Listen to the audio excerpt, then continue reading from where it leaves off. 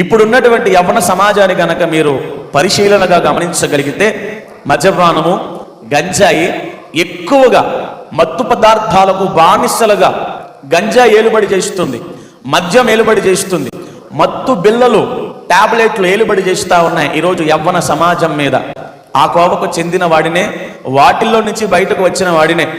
ఒక త్రాగుబోతు వలన సమాజానికి ఎంత నష్టమో నాకు తెలియదు, కానీ ఒక త్రాగుబోతు వలన కుటుంబానికి మాత్రం తీరని దుఃఖము.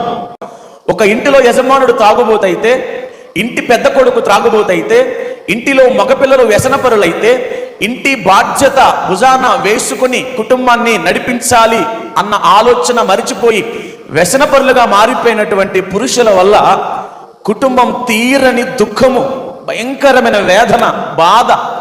ఎందరో తల్లులు, ఎందరో భార్యలు, ఎందరో పసికందులు జీవితాలు నాశనం అయిపోతా ఉన్నాయి. దయచేసి ఆ బంధకాల నుంచి బయటికి రండి. అది నువ్వు అనుకుంటున్నట్లుగా ఏదో ఎంజాయ్మెంట్ కాదు, అది ఒక భూతం. నీకు తెలియకుండానే నీతో పాపము, తప్పుడు పనులు చేయిస్తుంది అది.